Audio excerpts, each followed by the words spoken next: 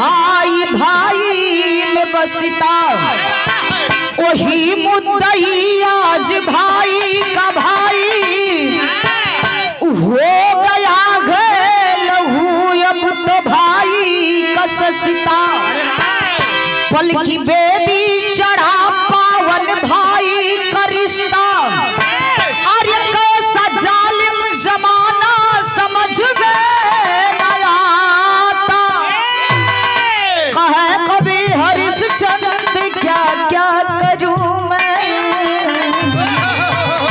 ऐसा भाई किसी को न देना विधाता।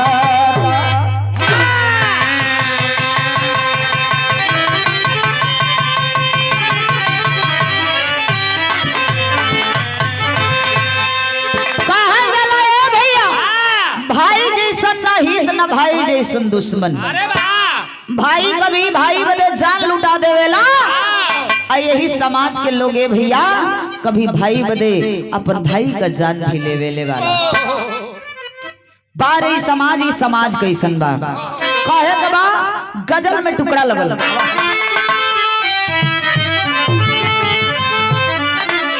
वाह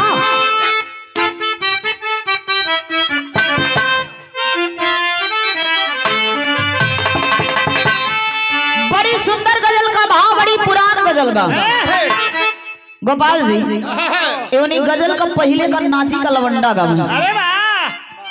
नाच का लवंडा पहले नाच बड़ा मशहूर रहे कहाँ का नाच आवा था भाई तो यहाँ फलाना जगह का आवा वो नाची का लवंडा गा कैसे गावा यह गावा कि कुदरत ने सनम तुझको कुदरत ने सनम तुझको क्या शौक अदादी है क्या शौक अदादी है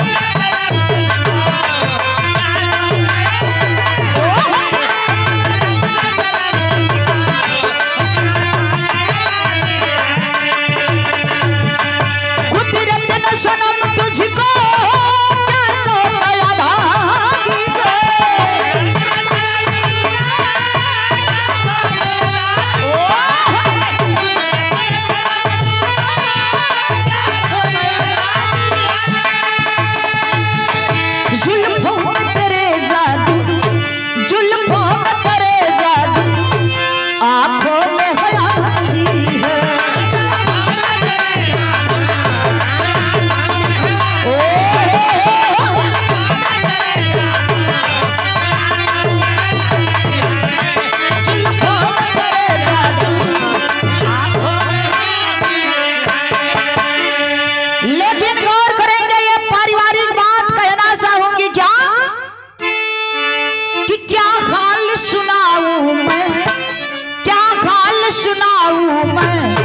मतलब का जमाना है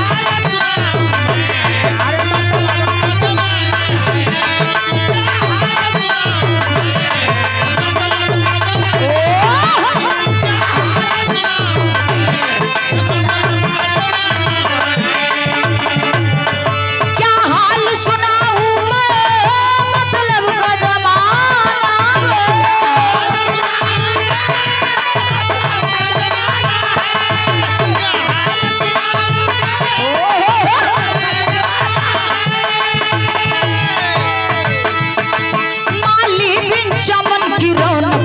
माली बिन चमन की रौनक हर समय वीराना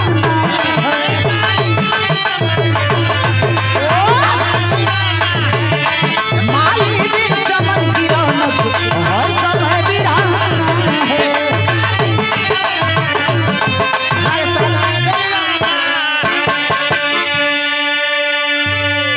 क्या हाल सुनाऊं मैं मतलब का जमाना है माली बिन चमन की रौनक हर समय वीराना है कहले का मतलब है भैया ई कहल जला ई मतलब का दुनिया संसार बा जहां तक हमके अनुभव बा बाबा ना भैया सबसे बड़ा रुपया यदि रुपया बा धन बा दौलत बा तो खोजले पे सार भी मिल जाई, कबो कबो बिना खोजले मिल जाई।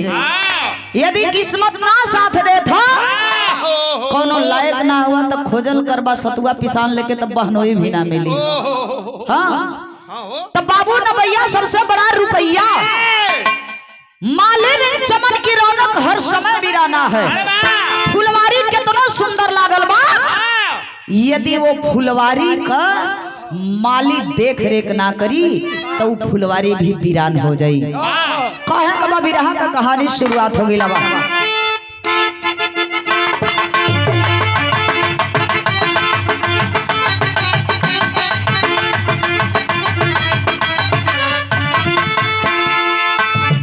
दौलत के भूखा भेड़िया इंसान नहीं है,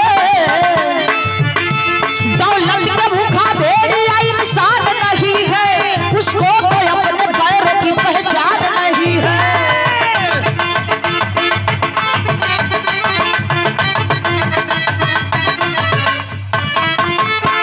दौलत के लिए कर देते हर काम घिनौना, दौलत के लिए कर देते हर काम घिनौना, रिश्ते को समझ बैठते हैं जैसे खिलौना।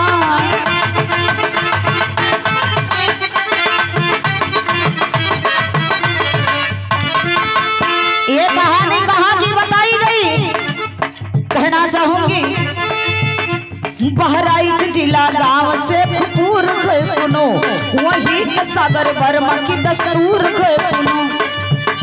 दो झूठ भोजन पेट भर खाल हो गए, गोदी में बाबू लाल हीरा लाल हो गए।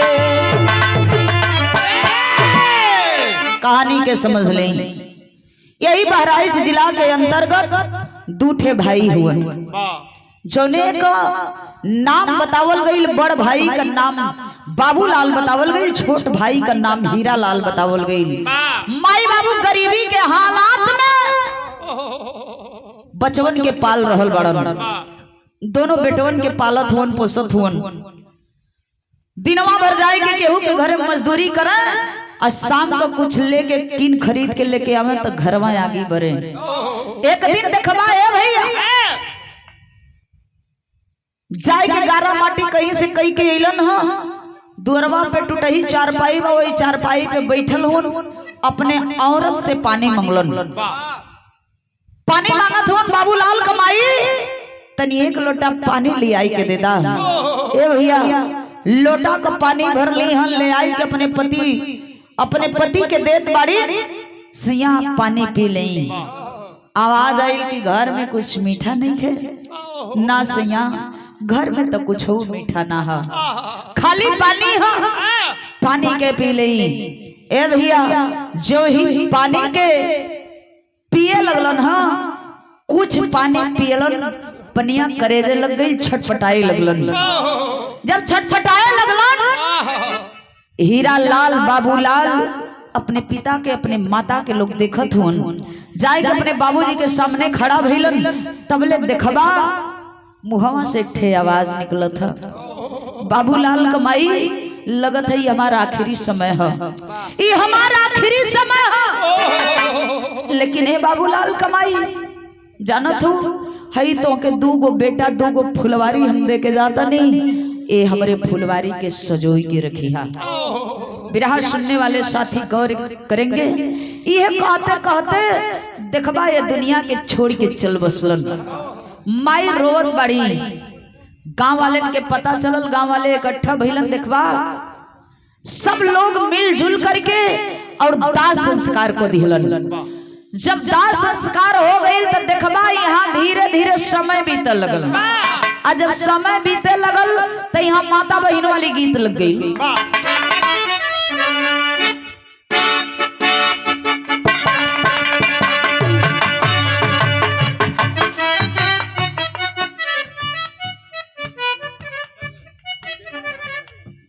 परम सम्मानित आदरणीय हमारे गार्जियन आदरणीय आप उदय नारायण यादव, आपकी ओर से प्रिंसिपल साहब की ओर से ए पुनः 500 रुपए से सम्मान किया गया। चरणों में नमन है, आशीर्वाद की प्रतीक्षा है।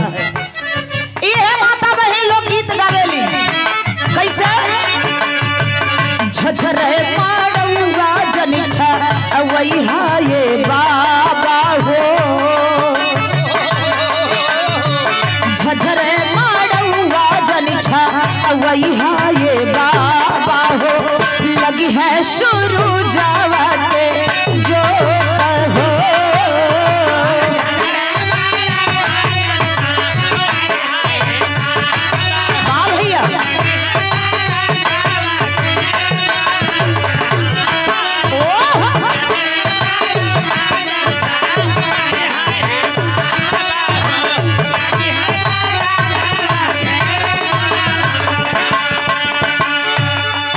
बिरहा सुनने वाले साथी गौर करेंगे। घमंड तना हो लेकिन ये बिरहा के वास्तव में दिल से सोच ले, दिल से ये बिरहा के सुनो तब पत्थर यदि कलेजा पत्थर को हुई तब पिघल के मोम हो जाई। मतारी दोनों बचवन के लेके अनि बाबू लाल के हीरा लाल के लेके केहू के घर में चौका बासन करे लगली। अपने बेटवन के पालत ही कैसे मेहनत मजूरी कइके बचवा जी आवे आपन मेहनत मजूरी कइके बचवा जी आवे आपन दूर दिन के रोझेली ताई हो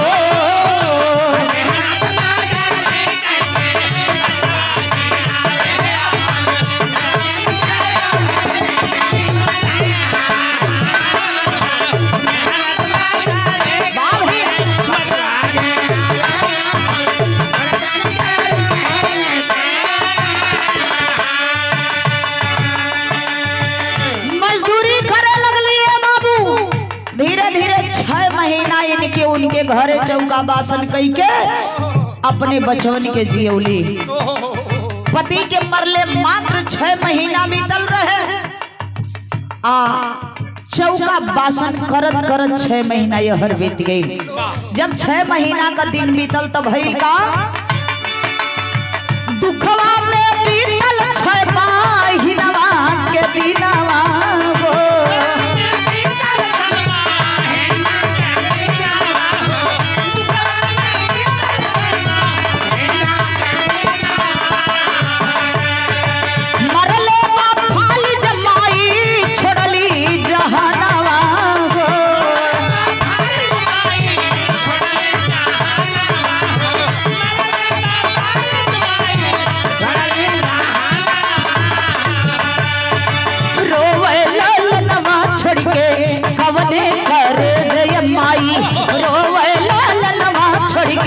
कवने करे जय माई गइलू टुटुआरा बनाई हो रोवे ललनवा छोड़ के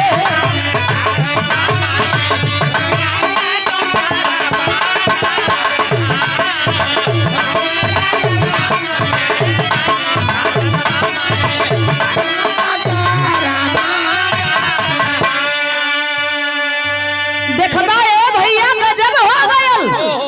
6 महीना का समय बीतत बीतत माई के फालिज मार देहलस। जब मतारी के फालिज मरले बा देखबा माई बिस्तर पे हो गईली। ना तो चल पावत है और ना तो कुछ कह पावत है। बचवा धीरे धीरे धीरे धीरे अब आशा टूटे लगल लइकन का। एक दिन बाबूलाल जाए के अपने मतारी से कहला माई हम करी त का करी। इतना बरियार गांव बा सब लोगन के सहयोग से कुछ न कुछ खाए के तो मिल जाता लेकिन तोहरे दवाई दर्पण के करी तो कैसे का करी। ए बाबू अचानक देखे धीरे धीरे फालिज मरले मतारी के 9 दिन बीतल बा 10वें दिन प्राण पखेरु उड़ गई। दवा के अभाव में मां का प्राण पखेरु उड़ जाता है। बचवा माई के लाश पे गिर के रोवत हुन की माई बाबू दामन के छोड़ के चल गई लेकिन तो हमन का साथ ना दियलू। कौने डारी लग माई हम के करा के माई कह के बोलाई के हमन का सहारा होई। विराज सुनने वाले साथी गौर करेंगे माई का जब तक सहारा रहेला ना, माई का जब तक सहारा रहेला तब तक बेटी और बेटा का कि समझी कि जन्नत रहेला। माई बाबू का सहारा टूट जाला तो दुनिया बुझाला कि अनहार हो जाला। देखबा ए बाबू, गांव वाले का फिर पता चलल, बड़ा चिंता में हो गईलन गांव वाला कि बाहर भगवान तो केहू के देला तब गजब दुख देला, गजब दुख देला, मालिक गजब दुख देला। ए बाबू दोनों बचवन के लोगन समझावत होन कि ए बाबू जायदा चिंता मत करा, रोवा मत, हमन के माई बाबू मान के ए अपने माई के चला लोग दाह संस्कार करवाला, कैदा लोग एक गांव में रह के अपन जिंदगी के व्यतीत करी हालो। देखबा उस समय लोग तो समझावल बुझावल, माई का दाह संस्कार हो गई। 2 महीना बीतल, 3 महीना बीतल, अब वह लइकवा गांव वाले पे बोझ होखे लगलन। केहू कुछ खाए बदे दे दो, केहू कुछ कह दे कि अरे अब तो धीरे धीरे सयान हो गईला सब, कुछ करा धरा। देखबा बड़का का नाम जौने का नाम बाबूलाल बतावल गई। उ लइका एक ठे काम करे लगल, बिरहा में भोजपुरी का गीत लग गया।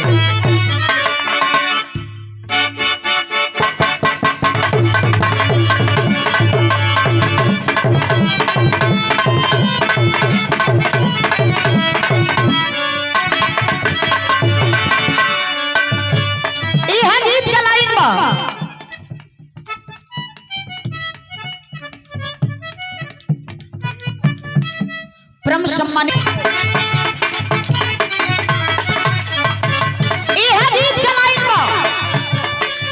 पियावा बसौदी कैसे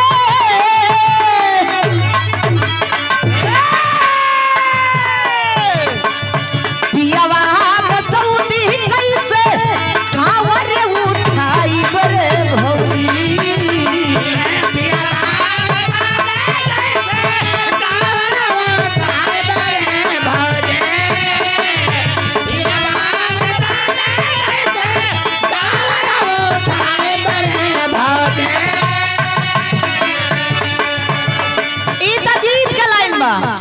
लेकिन देखला बड़का बेटा जौने का नाम बाबूलाल बतावल गई। बाबूलाल सोचला कि कुछ करब नहीं तो अपने भाई के पढ़ाए ना पाई। बाबूलाल थे काम करे लगला, झंखे ललनवा दोनों मनवा के मारिए बाबू।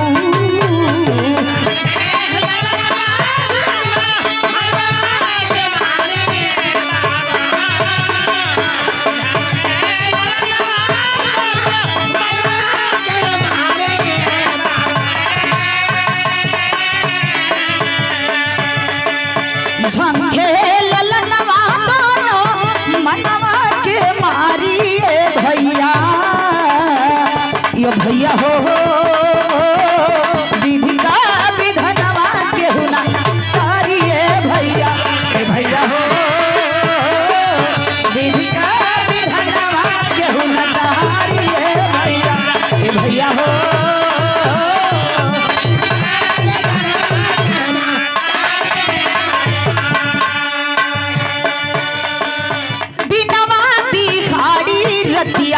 अरे कसा चलावे हो,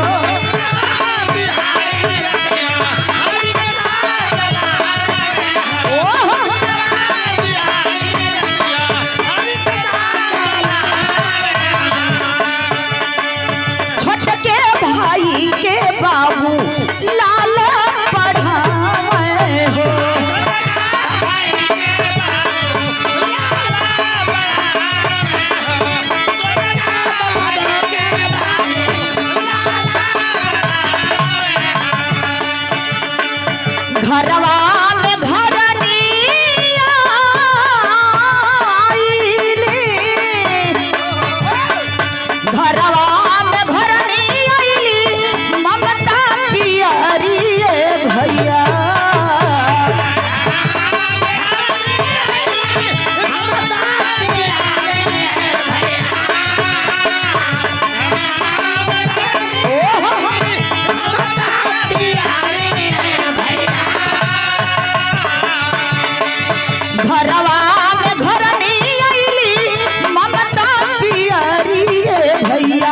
ए भैया हो विधि का विधनवा केहू न तारी है भैया ए भैया हो विधि का विधनवा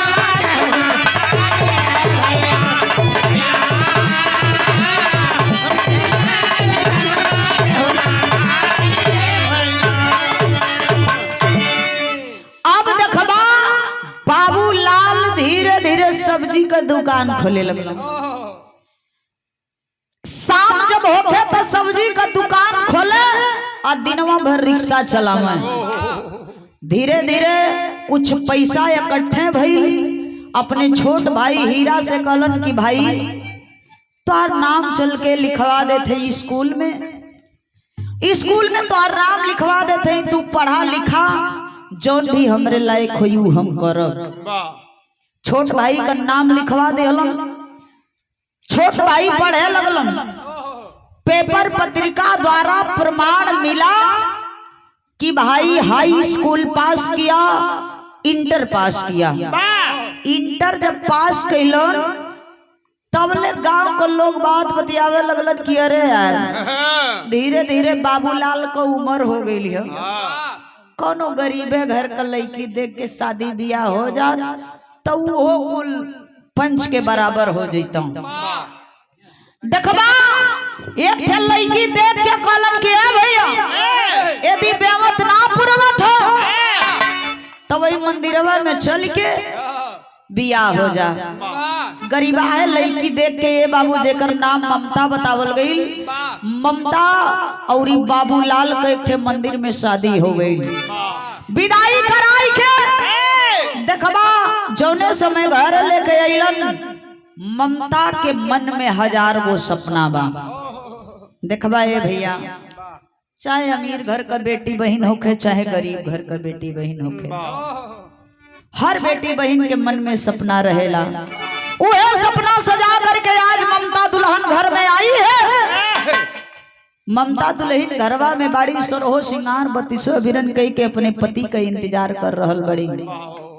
बाबूलाल जो ही अंदर प्रवेश कैलन तो कुल दुल्हा जाला तो मुस्कियात जाला, हंसत जाला। लेकिन देखबा बाबूलाल गइला तो आँखिया में आंसू रहे, आंख में आंसू है। जौने समय ममता दुल्हन घर में देखली किया हमरे पति के आंख में आंसू, उतर करके दुल्हन सेज से उतर करके पति का पांव छूती है और सवाल कर देती है, सैया आज तो अमन का खुशी का दिन बा, आप रोवत काहे हुआ? ए बाबू सवाल का जवाब ना दिहला, घरवा में से बाहर निकल गिला। घर से बाहर निकले, बाहर छोटा भाई खड़ा था जिसका नाम हीरा था। हीरा का कलाई पकड़े और हीरा का कलैया पकड़ के ये बाबू खींचत लेके अंदर में चल गिला। दुल्हन के सामने ले जाए के खड़ा कर देलन। कलन ममता हे के देखा था ये हमरे जिंदगी का कमाई है। ए ममता ये हमरे जिंदगी का कमाई है, तू एक देवर ना अपन बेटा बनाई के रखे है। बारे मेरे देश की नारी, इसको भी कहा जाता है मेरे साहब सबके नाई कुल रुचेला पचेला। कल सैया बस ये तन्ने बात है, ये तन्ने बात है कि हमके बेटा बनाई के रखे के है। चिंता मत करा, चिंता मत करा, हम आज तो से वादा करत हैं जबले हमारे देवर का बियाह ना हो जाई, जबले इनके केहू देख रेख करे वाला ना आ जाई, तबले अपन बच्चा ना पैदा करो, इनके अपन बेटा बनाई के रखो। बारे भौजाई वाह, अरे मेरे साहब देखबा लोग बतियावत हवन कि देखा बाबूलाल अब बाबूलाल का भाई सब करे बराबर पंच के बराबर हो गई। धीरे धीरे धीरे धीरे बीत गई साल भर का दिन है बाबू। कुछ औरत मिल के बतियाओ तनी ये भैया ई तो साल भर बीत गई, कुछ खुशखबरी ना जनाई, बुझा तो कुछ हो ही जाए कि ना हो ही जाए।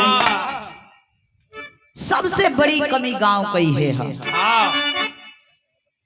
लोग बतियावे के तो बतियोते बा, लेकिन देखबा वही साल भर के बाद एक पेपर पढ़त हुआ हीरालाल, वही पेपरवा में लिखल हो कि यदि कोई व्यक्ति इंटर पास कैले होके तो दिल्ली में चूना भट्टी में सुपरवाइजर को नौकरी बा। ए बाबू इतने बतिया सुन के अपने भैया के जाए के कहलन कि भैया यदि आदेश करता तब वो पढ़ लिख के बैठले हैं, इंटर कैले ही हैं, यदि कहता तो जाए के वही चूना भट्टी में हम सुपरवाइजर का नौकरी कर लेती। बड़का भैया कहलन के रे पगला ते में पूछे वाली बात कौन है। ए बाबू बड़का भैया का आदेश लेके चल देलन दिल्ली। आज जब गइलन दिल्ली कमाए तो देखबा बिरहा में गीत चेंज हो गई।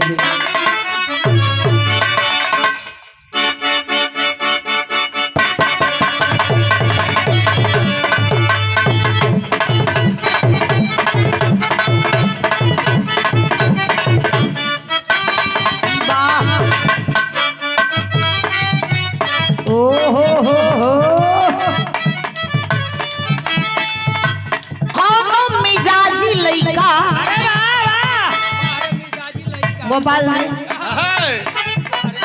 रौरा नियर कोनो लइका एगो लड़की के देख के कहत हम मुस्कियाए मुस्कियाए के का कहे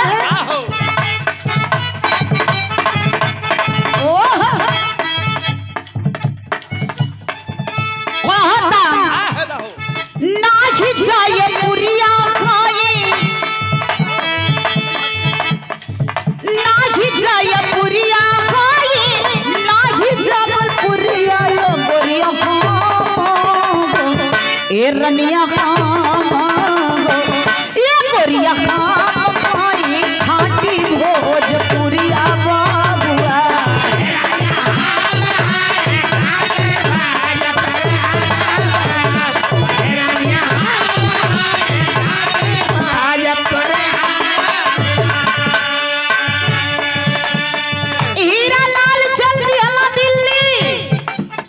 दिल्ली पहुंचलन तो देखा यहाँ भइल का पावल नौकरिया हीरा, पावल नौकरिया हीरा शादिया रचवल ये बाबू घरवा ए भैया घरवा ए बाबू घरवा में गुजरिया राधिका लाए दुलना रे।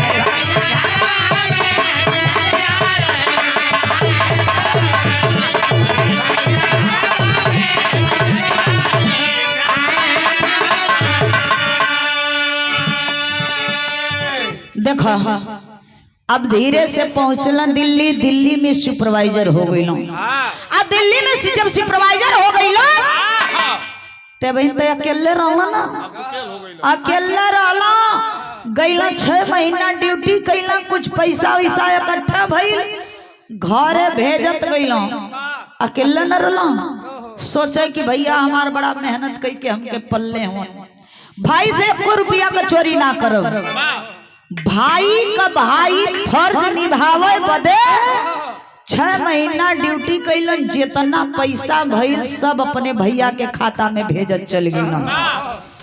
फोने से बतियावा है भैया बड़ा गरीबी में पल्ले हुआ, कोनो चीज के चिंता मत करिहा, दुख कष्ट मत उठैहा, कोनो चीज के जरूरत होई हमके फोन करिहा।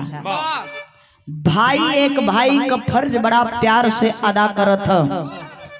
धीरे धीरे जब समय सुधी आइल, लोग गांव में बतियावे लगलन कि देखा बड़ा गरीब घर रहल, लेकिन भाई सुपरवाइजर हो गई, घर संभाल लिहलस, खाए पिए के अब कोनो चिंता कोनो फिकिर ना है। ए बाबू जब 7वां महीना लागल बा, ओई 7वें महीना में तिलकहरू चढ़ गई। कहलन कि भैया अब तब मजे का कमात हवा ठीक ठाक से, एगो काम करा बियाह कर डारा। तार भाई भी हीरा भी बियाह हो गइल बा, बियाह कर डारा। त देखबा हीरा का जब बियाह भइल त हीरा का औरत का नाम बतावल गइल राधिका। जब राधिका दुल्हन घर में आती है तो खुशी का माहौल हो जाता है। खुशी का माहौल धीरे धीरे भइल बा। ए भैया लोग बड़ा खुश होन कहलन कि चला अब तक खुशी का बादल मेड़राए लगल। धीरे धीरे देखा 4 महीना का समय बीतल। जब 4 महीना का समय बीतल यही जब देखा और खुशी हो गई। दोनों औरत एक साथे गर्भवती हो गई। अनि बाबूलाल का भी औरत, हीरा लाल का भी औरत एक साथे गर्भवती हो गई। धीरे धीरे जब अनहारे का खाई जब उजियारे में देखाए लगल। पहलवान भैया, पहलवान भैया उठा मर्दवा, अनारे में सपना देखत बा का मर्दवा कोई के देख के बिरहा गावत आवा। पहलवान भैया देखबा जब अनहारे का खाई उजियारे में लौके लागल। मेरलवा कुल बतियावे लगली। ए भाई ई त कुल कोई सुन के पूछो पहले बड़ी सक्का। दुनों को संग है उजर उजर लौकता। दुनों को संग ही फूलल फूलल लौकता। अरे बारे पहलवान बा, बारे जगन्नाथ रेल तो देहला पूरा जिले के ले गइल। ए भैया धीरे धीरे अपना महीना का समय बीते जात हो। उ दिनवा आ गइल। देखबा सुबेरवा का दर्द चालू होत बड़की के, दोपहरवा का दर्द चालू होत छोटकी के। अरे बा बाहर समय अरे बा ई होला संजोग। बड़का अनि बड़ा भाई बाबूलाल का औरत जेकर नाम ममता बतावल गईल। ममता एक ठे बड़ा सुंदर बेटा का जन्म दिहली। ओही घड़ी शाम होत होत हीरा लाल का औरत जेकर नाम राधिका बतावल गईल। राधिका एक ठे बेटा एक ठे बेटी का जन्म दे दिहली। घर में डबल तिबल खुशी आ गई। छोटा भाई के एक बेटी एक बेटा, बड़ा भाई के एक बेटा। बेटा का नाम आकाश, बाबूलाल के बेटा का नाम विकास, हीरा लाल के बेटा का नाम आकाश, बेटी का नाम पिंकी। घर में बड़ा खुशी बा, खुशी का माहौल बा। 1 हफ्ता का समय बीतल यही जब दुख हो गई। दुख कैसन भइल? बाबूलाल के औरत के पेट में दर्द उठल। लेके गईलन लोग चेक करौलन। डॉक्टर बतैलन कि पेट में बच्चेदानी में ट्यूमर हो गईल ह। एकरा के ऑपरेशन करवा के निकलवावे के पड़ी, अन्यथा ही फिर माई ना बन सकेले। एक और गम बा एक और खुशी भी बा। चला बुढ़ौती का सहारा एक ठे हो गईल बा, एक ठे बेटा हो ना। बुढ़ौती का लाठी बनी। ए भैया देखबा धीरे धीरे अब समय यार ऑपरेशन हो गईल। 5 साल का समय बीत गईल। हीरा लाल फिर ड्यूटी कई के दिल्ली से वापस अइलन। भैया से कहलन कि भैया बड़ा गरीबी में पाल पोस के सयान कैला, इजाजत देता त लइकवा पढ़े लायक हो गई। वहां से ले जाए के हम शहर में पढ़ा लिखा के कुछ लायक बना देती। भैया कहलन कि अरे पगला एमे हमार बेटा तोर बेटा वाली कौन बात बा, लियाई के जो देखबा भाई अपने भाई के बेटा अपने बेटी और बेटा के लियाई के चलल ह दिल्ली शहर में पढ़ावे बदे। कैसे विदेशिया के लाइन में।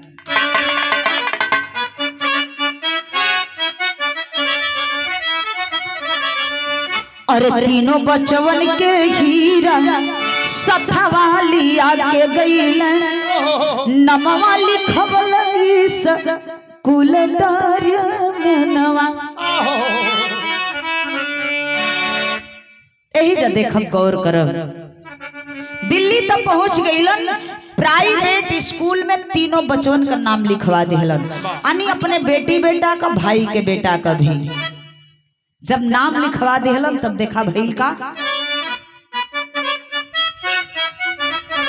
अरे सेठ जी के बेटवा के गुर्दा खराब रखल, अधनवा के लोभी हीर बेचल मनवा।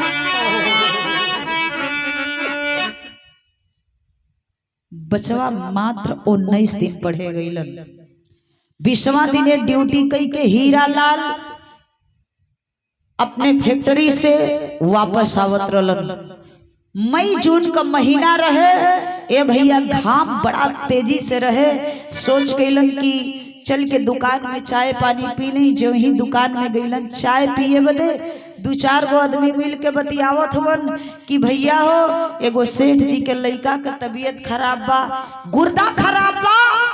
ओ सेठ जी के यदि 5-6 साल का लड़का मिल जाई तब वो सेठ जी मुंह मांगल दौलत दीहन। ये तने बतिया सुन के ये भैया चहिया पी के अइलन घर में अपने पत्नी राधिका से कह दिहलन। यही देखा गजब हो गया। अपने पत्नी राधिका से कहलन, ए राधिका ई दुनिया बड़ा गजब बा हो। एगो सेठ जी का लड़का का तबीयत खराब बा, उस सेठवा यदि 5-6 साल का लड़का पा जाई तो वो सेठ उस सेठवा मुंह मांगल दौलत दे। देखबा औरत के दिमाग में दौलत घर बना गई। जब पैसा घर बना जाता है, दिनवा तब बीतल, जब शाम भइल बा ए बाबू, ओई शाम के समय 8 जब घड़ी पार कैलस, बनाए खाए के लइकन के सुता दिहलस। आ जब अपने सूते के बेरा भइल, कटोरिया लेलस, कटोरी में करुआ का तेल 1 कटोरी निकलस। धीरे धीरे गोड़े में हाथे में तेल धई के मालिश करे लगल। हीरा लाल पूछत हवन कि का बात बा भैया? हम करत हो कल का बात बा? बड़ा आज खुश बाड़ी, आज बड़ा खुश बाड़ू। 1 पसर तेल भैया उठाए के कपारे पे थाए के धरबत कैलस पहलवान भैया। कच्च देना लगल तेलवा एनिए उनिए छुए। हां त का हबिंग करत बाबू? हां सही करत हो। कल देखा आज ले तुमसे कुछो ना मंगली, लेकिन हम तुमसे आज कुछ मांगब। कल कवन चीज? कल तोहार माई, तोहार भौजाई फिर माई बननी ना। एक ठे काम करा, अपने भाई के बेटा के बेच दा, कुछ पैसा हो जाए, हमन का अमीर हो जाए। डांट का कलश रात लगली। जवान भाई हमके भाई जैसा ना बल्कि बेटा जैसा प्यार कैलस।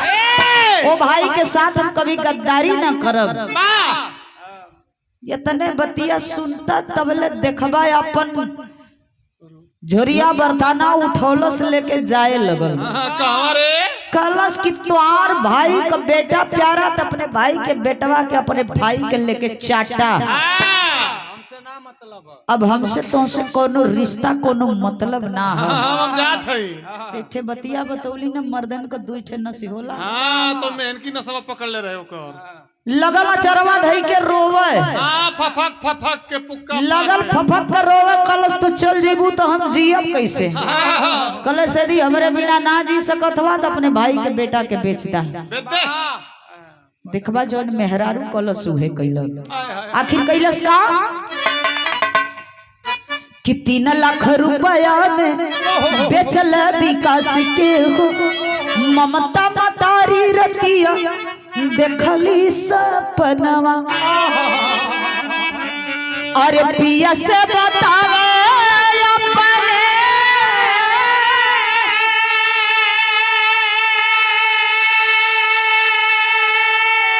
अरे सपने का बतिया।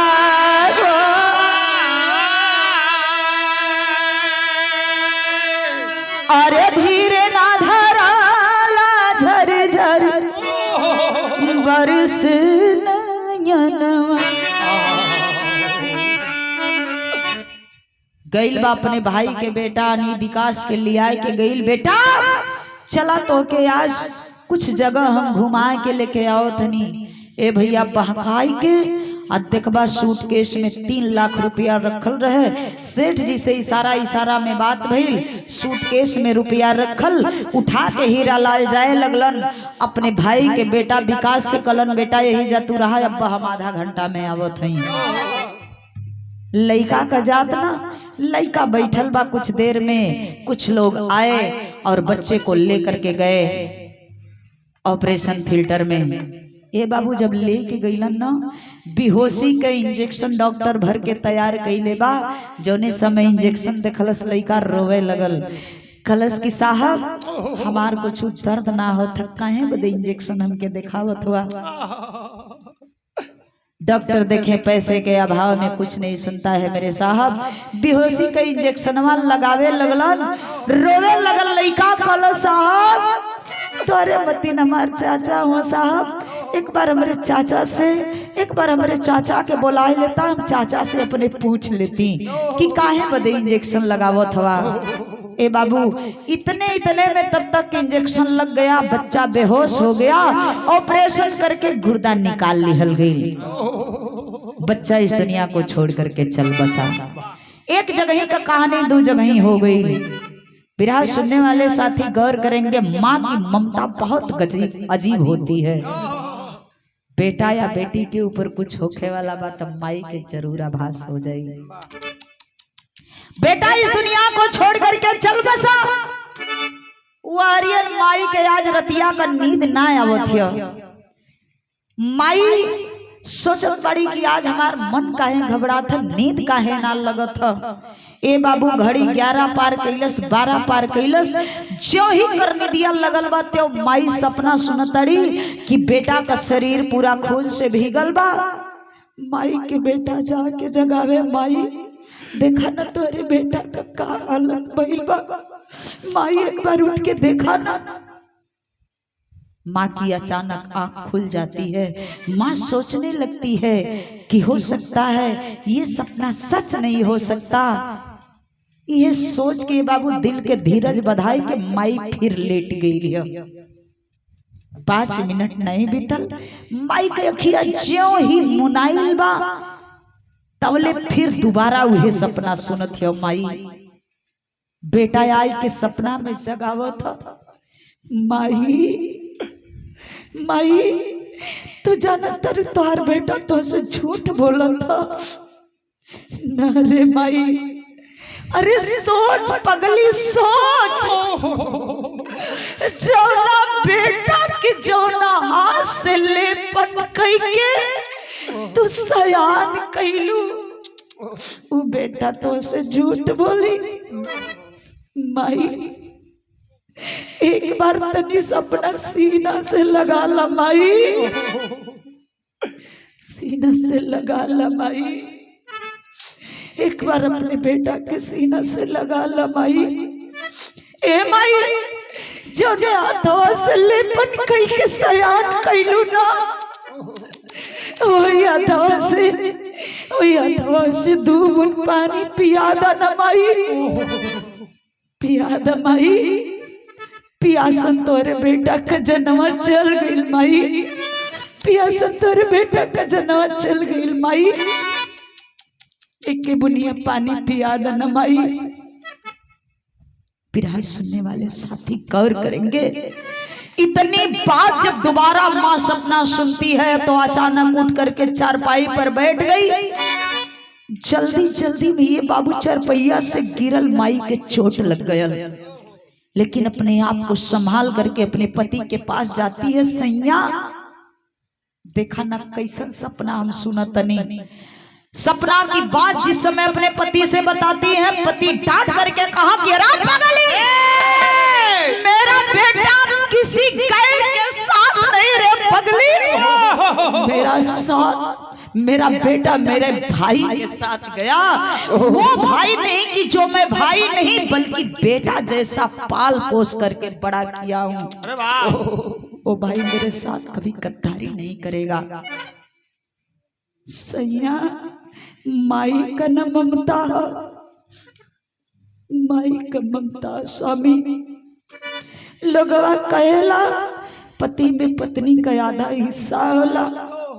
ए सैया तो के हमरे से दूर के कसम स्वामी,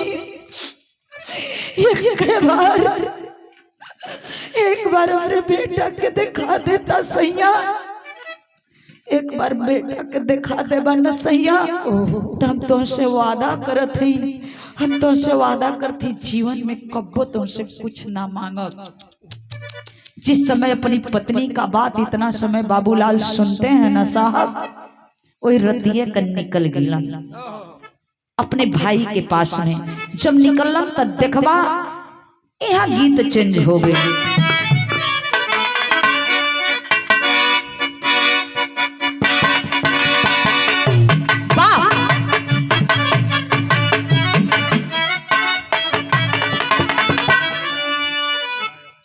परम सम्मानित आदरणीय आप बिरहा के बहुत ही सुंदर कलाकार हरिहर पाल बनगावा की धरती सुनने वाले साथी गौर करेंगे।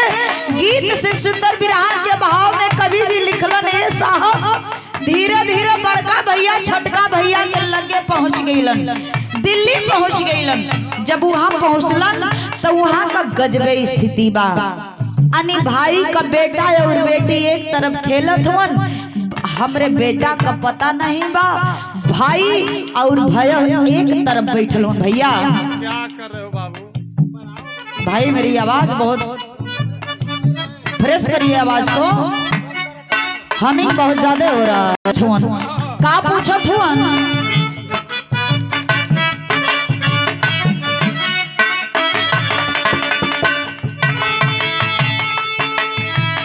अरे कहवा लला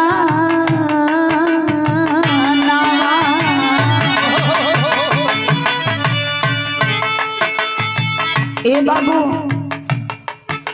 तार बेटा तार बेटी देखा थवन, हमार बेटा कहाँ है? यहाँ देखा तोहार या हमार वाली बात आ गई। कब कि जब बाबूलाल अपने बेटा के ना देखले हुन, पूछत हुन, आंख से आंसू चलत ह, बड़ा प्यार से अपने भाई से निम्र निवेदन करत हुन, कहवा लाला नवा हमार हो वीर नवा,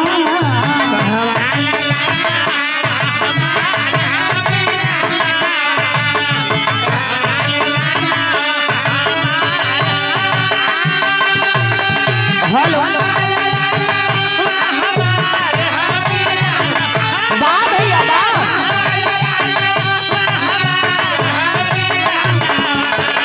कहवा लाला नवा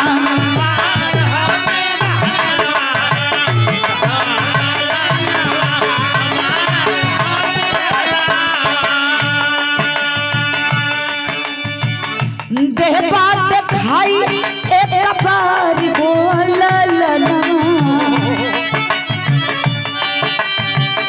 देह बात खाई एक बार बोलना, कहवा ललनवा हमार हो वीरनवा,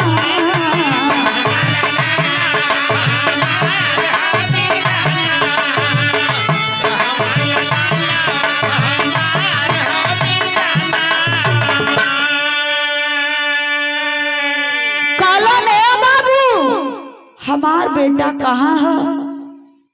अरे मेरे बिरहा सुनने वाले साथी गौर करेंगे। ये तने बतिया सुनते बतिये पलट गया। कल भैया अरे वो तो परसों जीत गई के चल गई, लेकिन घरे ना पहुंचल का, वो तक कहलस कि अब माई से अब बाबू से मिले के बड़ा मन करत हो। जब बाबूलाल इतना बात के सुनलन, कहलन कि अरे पगला, 5 साल का लड़का कितना बड़ा जानकार हो गई कि तू अकेले भेज दिहले। कहला भैया उ तो जिदियाई के चल गई, मन का सूत गई रहले, उ तो घरे जाए के कहत रहल, हो सकत घरे चल गई होई, हमन के पते ना चलल। इतना बात जौने समय बाबूलाल सुनन कलन, हो दाल में काला बा, हो ना हो सके जौन हमार पत्नी कहत रही हो सके इस सही बात है। ए बाबू अखिया से आंसू झरझर झरझर चलत बा, अपने छोट भाई के आगे हाथ जोड़ के कहे लगलन, बीरन बता दे हमार बेटा कहाँ बा। जवाब ना दे करके घर में चल गईलन। हीरा लाल घर में जाए के कलन के रे पगली तू काली भाई के बेटा के बेच दा। तोरे काले भाई के बेटा के बेच देली। भाई आके पूछे लगल बता हम कमन जवाब देई। मेहरारू ना रजकवा कला से पति देव सुन ला न रही बांस न बजी बांसुरी। हमारे लगे ऐसा युक्ति बा खाना खैले का समय हो गईल बा और जहर का डिबिया ले आवा मिलाई के खाना में दे देते तू अपने भाई के दे दा। जहर वाला खाना खइहन तो हर भाई ये दुनिया के छोड़ के चल जइहन केहू के पता भी ना चली। हिरवा कलश की अरे भाई के बेटवा के तब बेचवा देलू अब का चाहत रू कि भयवो के मुआ दई। कलश यदि नाम होई बा त मन दोनों जले चल के जेल का चक्की पीसल जाई। जेले का चक्की पीसे के पड़ी। ए भैया जैसे जैसे मेहरारू कहत गई हीरा लाल वैसे वैसे करत चल गईलन। थाली में भोजन सजा करके ले आके अपने भैया के दे देलन। कलन भैया खाना के खाला बेटा के चल के खोजल जाई बेटा मिल जाई। लेकिन सोचा ए साहब जेकर यक्का आंख का लकड़ी होखे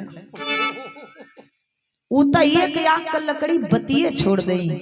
काहे न 100 गो बेटा होखे एक बेटा यदि आंख के दूर हो जाई तो दर्द होत नहीं हो। दर्द में हुवन बाबूलाल खाना परोस के रखल बा अपने बेटा के याद करत हुवन खाना नहीं खात हुवन। तब ले एक कुत्ता आई खानवा के खैलस खाना के खाई के दुआरे पे बैठ गई। भगवान की मर्जी आधा घंटा में कुकुरा वही जब घुरुज घुरुज के मर गई। चिल्लाई चिल्लाई के बाबूलाल रोवे लगलन। उनकर रोवाई सुन के यारी पड़ोसे का आदमी जुट गईलन कि भैया का भइल काहे बदे रोवत हुआ। सारी बात के वो अगल बगल के लोगन से जब कहे लगलन तो देखबा यहाँ बिरहा में अल्लाह का लाइन लग तेरी लगल।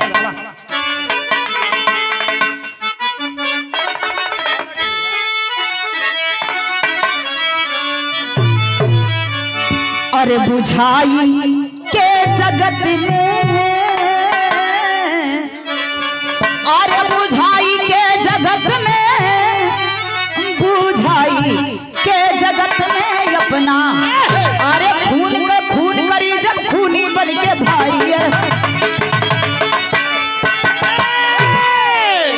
सोच गईलन कि हमार भाई कुछ न कुछ हमरे साथ गद्दारी कैले बा। लोगों से बतावे लगलन अल्लाह के लाइन में प्रमाण मिला।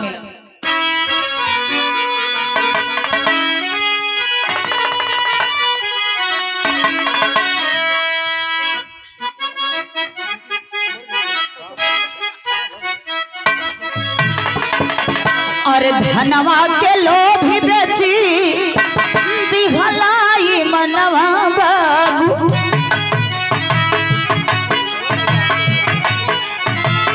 कुल के दियनवा दिखला भाई के बुझा।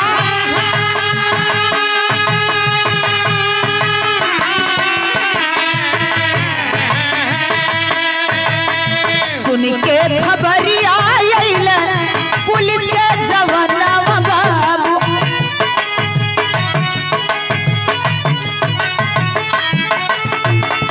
भाई बाबू सिर से खाके पीला।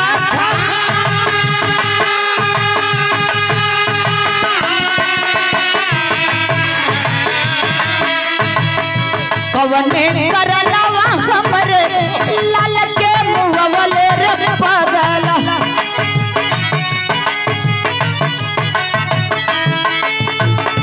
बजर का करे जवाबी रे ना लिखला तू बना।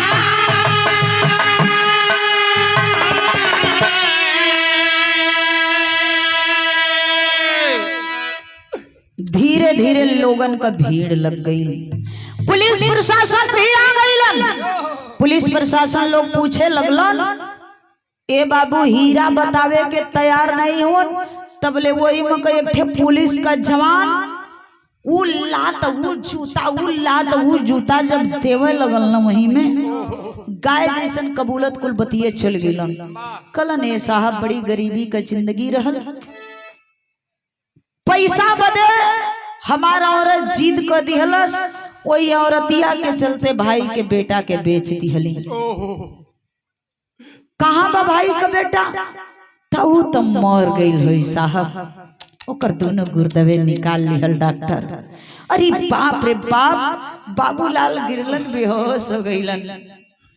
हाय बेटा, हाय बेटा कहत कहत गिरलन बेहोश हो गईलन। हे बाबू, पानी का छींटा मार के लोग होश में लेके अइलन, अखिया से आंसू झर झर झर झर चला था, हथवा जोड़ के कहलन करे पगला, यही दिन बदे तो के पाल पोस के सयान कैले रहली, कौने जन्म को बदला पूर कैले रे पगला। अरे तो के गुर्दा का जरूरत रहल, तो के पैसा का जरूरत रहल, तो हमार गुर्दा निकलवा ले रहते। तो के यदि खून का जरूरत रहल रही, तू हमार कतरा कतरा खून निकलवा ले रहते, खुशी खुशी से हम दे दे ले रहती।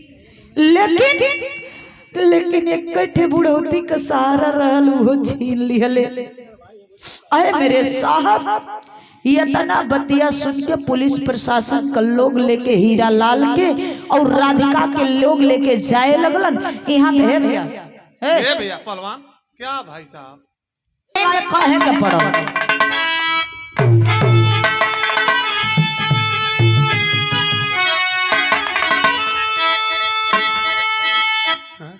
कहे के है कैसे?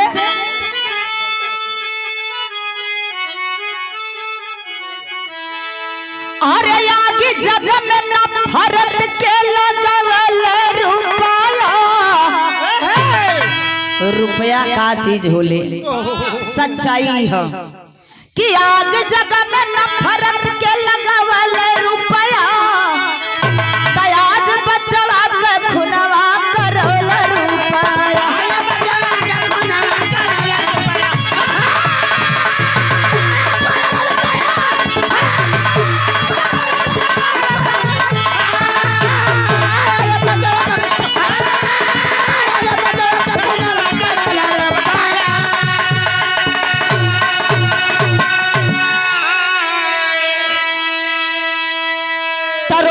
बचवा तब करे लगी हराई के, अचाला बड़का बाबू के साथ लिया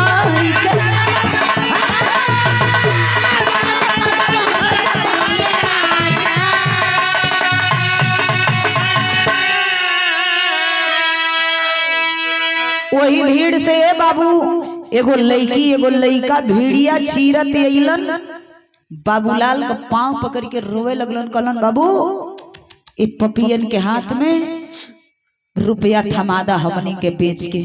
उ रहल के हीरा लाल का बेटी औरी बेटा अनि आकाश औरी पिंकी कहत हुन का, अरे बेच के मम्मी पापा के थमई रुपया, तया जब बचवा के खुदवा करवल रुपया। कलन की अरे पपियन के हाथ में मन के बेच के रुपया थमादा। ए बाबू, हीरा लाल और राधिका सोचे लगलन कि जौने बेटी बेटा खातिर हम ऐसा काम कैली, वो बेटी बेटा हमहन के आजे ताना मारत हूं त आगे चल के काव करिहन। ए बाबू, हीरा राधिका दोनों सनकी मन की मरलन। पुलिस से कहलन कि साहब खाली हमके 5 मिनट का समय दे दें। ए बाबू, समय लेके वही घरवा में गईलन। हीरा और राधिका जवन जहरवा बचल रहल, दोनों आपस में बांट चोट के जहर दोनों प्राणी खा लेते हैं और अंतर तो गतवा इस दुनिया को छोड़ करके दोनों प्राणी चल बसे। लास्ट में गुरघराने का परिचय दिहल गई। गुरु बिहारी गुरु गणेश गुरु रामलाल मरवा काम स्वर्ग कवि चंद्रिका बिचन के बीजे पाता